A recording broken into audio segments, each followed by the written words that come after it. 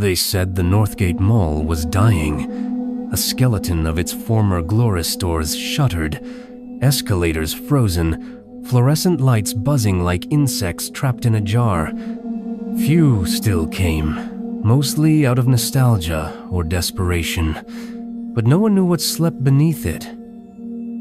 Mason had just lost his third job in 6 months, so when the security gig at Northgate popped up, he took it.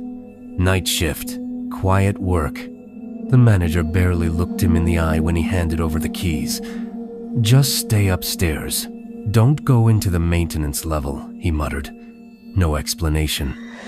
The first night was uneventful, almost too quiet, but sometime past 2 a.m., he heard a metallic clang. He checked the cameras. Nothing. Then another, closer this time, like a heavy grate shifting. The mall had only 2 functioning elevators, both near the food court, but one night, Mason watched in disbelief as the third elevator, the one marked "Maintenance Only," lit up. The doors opened to pitch blackness, then closed again. Curiosity gnawed at him. The next night, Mason stepped into the elevator. He pressed the button labeled B3, a level not shown on any blueprint. The car jerked violently before descending, down, further than it should go. When the doors opened, it wasn't a floor, it was a tunnel. Wet, concrete walls, old signage from the 70s.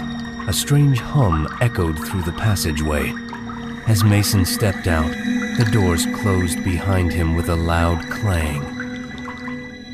There were whispers, now low and guttural, not in any language he knew. They came from behind the walls, almost rhythmic, as if chanting. Something was awake down here, something ancient. He stumbled into a vast underground rumen atrium buried beneath the mall. Escalators led nowhere, crumbling storefronts of brands that hadn't existed in decades. And in the center, a pit, a deep, black chasm. The whispers came from there. A shape rose from the pit, no eyes. Just rows of teeth and stretched, translucent skin. It didn't move like a living thing, it floated. And when it turned toward him, the whispering stopped. Silence more terrifying than any scream. Mason ran, hallways twisted, tunnels looped.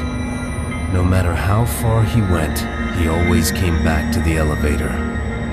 It stood there open, waiting, as if it had brought him as an offering, but he had no choice. He slammed the elevator button. The doors closed slowly, too slowly, but nothing followed.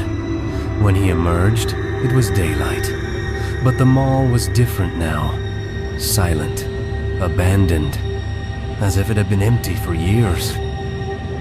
He quit the job that day, left town, never told anyone, but he still hears the whispers in his dreams, and sometimes when he closes his eyes, he swears he can feel the elevator descending again.